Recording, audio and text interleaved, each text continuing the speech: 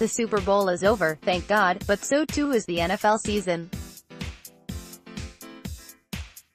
Week 1 of 2019 is beyond the horizon, but luckily we have an off-season of storylines to sat our football appetite in the meantime. Is anyone in Pittsburgh happy? Will the Saints take their misery out on the NFL rule book? Will the Heisman Trophy winner ever play football again? Let's dive into the biggest stories that should unfold this off-season. Where will Le'Veon Bell sign? Spoiler alert, not Pittsburgh. Bell gave up $14.5 million by sitting out this season in the hopes of reaching unrestricted free agency in March healthy. If you are still confused why and how Bell sat out the season, here are some FAQs. Barring a shocking decision by the Steelers to get back on this roller coaster ride in 2019, Bell is going to be free to sign wherever he wants, and it will be fascinating to see what he commands on the open market. Running backs have proved to be a terrible long-term investment for teams, but a running back like Bell has never hit the open market. Bell has more yards from scrimmage in his first 62 games than any other player since at least 1950, which is as far back as the stat goes. Whether Bell can recoup the money he lost last season remains to be seen, but Bell and his agent, Adisa Bakari, have repeatedly indicated that their stance was based on principle as much as profit. I made a lot of money, I'm happy where I'm at, I've got a good family, I don't really need to play football, Bell told ESPN's Jeremy Fowler in January 2018. Right now, I'm just kind of doing it because I love it. Now, I've done everything but own a Super Bowl. I don't necessarily care about the money aspect of it. I just want to be valued where I'm at. If I am playing this game, I want to set standards for all the other running backs behind me, like Todd Gurley and Ezekiel Elliott, Melvin Gordon, guys like that. I'm a guy they can kind of look at. I feel I can do that. I'm in a position where I can do that, and I'm going to do it. If there was ever a perfect New York Jets signing, this is it. Will the Steelers trade Antonio Brown? Pittsburgh is about to win 2 years of Bell holdout drama, but the team may be getting into an even bigger showdown this year. Antonio Brown missed the Steelers' Week 17 game against Cincinnati amid murky circumstances. Was his knee injured? Was he secretly disciplined for missing practice? Did he refuse to play, which led to reports that Brown wanted a trade? Rather than put out the fire, Steelers controlling owner Art Rooney poured gasoline on it. "We'll look at all the options," Rooney said. "We're not going to release him, that's not on the table. But I will say all other options are on the table." Amid the reports about his future with franchise, Brown was revealed as the hippo after being the first contestant voted off of the new Fox show The Masked Singer. On Tuesday, TMZ Sports reported that Brown was involved in a domestic dispute in January but was not arrested. 2 expiring contracts in Dallas. If you, like me, enjoyed not hearing about the Cowboys for weeks at a time in their quietly surprising offseason last year, I have bad news: we will hear about them early and often in 2019. The Cowboys head coach and starting quarterback are entering the final year of their contracts, and how Dallas handles each situation will affect the franchise well into the 2020s. It starts with Dak Prescott, whose rookie deal is set to expire after this year. Prescott has earned less than $700,000 per year in his 3 NFL seasons, a wildly below-market rate for the starting quarterback of the most valuable sports franchise in the world, and Prescott is likely looking to get paid. Letting Prescott reach free agency is simply not an option for Dallas, and owner Jerry Jones has already said Dak is going to get extended. The same vote of confidence has not been granted to head coach Jason Garrett, whose contract is also up after this season. Garrett seemed like a goner as recently as mid-November when the Cowboys were 3-5 after 9 weeks, but they finished the season 7-1, captured the NFC East, and won their first playoff game since the 2014 season. Garrett was retained, and one day after the Cowboys lost to the Rams in the divisional round, he told a Dallas radio station that they don't anticipate any significant changes on our staff. But life comes at you fast when you work for Jones, and just a few days later, the Cowboys fired offensive coordinator Scott Linehan. The Cowboys have hired two of their former backup quarterbacks, Kellen Moore and John Kidna, to be offensive coordinator and quarterbacks coach, respectively.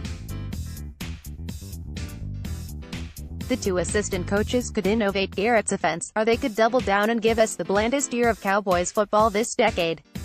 Teams try to avoid sending head coaches into the season on an expiring contract.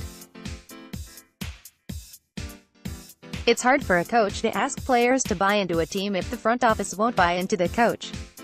Take a moment to imagine if your boss was on an expiring contract. Garrett is going to be asked about his job status at Hugh Jackson levels this year.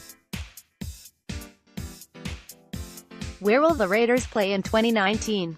You know what's worse than letting your quarterback and head coach reach the final year of their contracts? Letting the lease on your football stadium expire. The Oakland Raiders have one more year as the Oakland Raiders before they move into their new stadium in Las Vegas in 2020, but where they play in 2019 is low-key the biggest problem on the NFL's plate for the next 2 months. The Raiders have been fighting with the city of Oakland and Alameda County over its lease in the Oakland-Alameda County Coliseum for years, and the team pulled out of negotiations altogether in December. "We do not have an answer on where we're going to play next year," Raiders CEO Mark Bedane said in December. "We have a number of options, and when we have an answer we'll share it with you. The preseason is 6 months away. This timeline would be stressful if it was a wedding. Not to mention that their number of options is a pretty small number. The Vegas stadium won't be ready in 2019, and UNLV's football stadium would cost a fortune to upgrade, so moving to Nevada a year early is out. Those likely options right now seem to be playing in Santa Clara by forcing the 49ers to split their home stadium in 2019 like the Giants and Jets share MetLife Stadium, or sharing the San Francisco Giants Stadium, Oracle Park, formerly known as it. Yet that agreement is no guarantee. The mayor of San Francisco has already publicly come out against the latter, and there may be stiff opposition in the city. The longer this uncertainty drags on, the more it messes with the scheduling process for the 2019 NFL season. Rule changes after the infamous no-call that likely cost the Saints a spot in the Super Bowl. We'll see whether the heat of the moment anger translates into changes on the field. Senior Vice President of Officiating Alberto Rivera is in serious danger of being fired, but the potential rule changes are what's to watch. Saints head coach Sean Payton, once he's done eating Genny's ice cream and binge-watching the Ted Bundy documentary and You on Netflix, will likely leverage his spot on the NFL's competition committee to seek to change how NFL challenges work. Bill Belichick has long asked for all plays to be reviewable, including penalties. The NFC Championship game has put more momentum behind that idea than ever before. But a proposal to make penalties reviewable is not the same as a proposal for coaches to challenge for a penalty to be called retroactively based on replay, which is the only mechanism that would fix the Saints debacle. That might open a Pandora's box of issues for the league that creates more problems than it solves. Proposals will likely be made at the owners' meeting in late March and could be ratified at the next owners' meeting in late May. The NFC East quarterback breakups RIP, Big Dick Nick, gone, but not forgotten. Nick Foles is too expensive for the Eagles to reasonably consider retaining him as a backup quarterback in 2019. ESPN's Adam Schefter reported that the Eagles plan to franchise tag Foles and then attempt to trade him for a third-round draft pick, a move reportedly made possible on Tuesday when the team picked up Foles' option for 2019, and Foles gave back $2 million to get it out of the deal in anticipation of being tagged. Once traded to another team, Foles could sign a long-term deal or play on a one-year contract at the franchise tag value, the average of the 5 highest quarterback salaries, which would be worth north of $20 million. Foles may be gone from Philly soon, but his Philly special statue outside the stadium, and the tattoo on many Philly fans' forearms, will last for decades. a power vacuum in Washington. A year after Washington traded for Alex Smith and signed him to a 4-year extension, the team's future at quarterback is a mystery. Alex Smith broke his leg in Week 11 against Houston and spent a month in the hospital after complications and infections required multiple surgeries. 1 year and 1 day after Washington acquired him, NFL Network's Ian Rapoport reported that Washington is not expecting Smith to be ready to play in 2019. One storyline to follow for 2019, they believe he'll miss the entire season with his broken leg issues and are acting accordingly. If he's ready, they will be pleasantly surprised. Ian Rapoport at Rap Sheet, January 27, 2019. Unless Washington is comfortable rolling with career backup Colt McCoy, who also broke his leg last year, Mark Sanchez, or Josh Johnson, Washington will need a new quarterback this year. That could be a stopgap free agent, like Teddy Bridgewater, also an injury risk, Tyrod Taylor, Ryan Fitzpatrick, or, if we're lucky, Robert Griffin III. But Washington could also draft a young quarterback and plan a path forward. Smith will be 36 at the start of the 2020 season, and he wasn't playing particularly well in the 10 weeks before he was injured. It's hard to imagine that he would be significantly better after extended time off. Smith is signed through 2022 season, but Washington could part with him at a palatable cap figure as soon as after 2020. Despite Washington just committing $71 million guaranteed, it might make sense to call Smith's deal a sunk cost and start again. Eli Manning and the Giants. Manning is entering the final year of his 4-year, $84 million contract extension he signed in 2015. The Giants can save $17 million in cap space by releasing Manning this offseason, but it seems more likely the team is going to keep him on board, let him mentor his successor, and let him waddle into the sunset. After the debacle of a benching in 2017 led to fan uproar about making the best quarterback in team history cry at his locker, it might be an attempt to appease the fan base. Unless the team decides to bank on second-year quarterback Kyle Lauletta, 31-year-old journeyman Alex Tenney, or sign a free agent quarterback, the team is likely to acquire a quarterback this offseason in free agency or the draft with the 6th overall pick. Quarterback commitments. Non-NFC East Division farewell, Joe Flacco. Unlike Manning, there is no mystery to who Flacco's successor will be.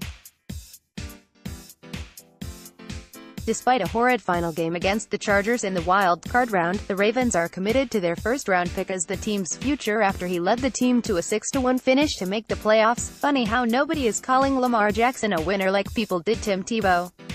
Considering the changes on offense the Ravens will likely make this season to maximize Jackson's skill set, Flacco may not make sense as the backup quarterback at any price, and especially not the $63 million of salary he's still owed.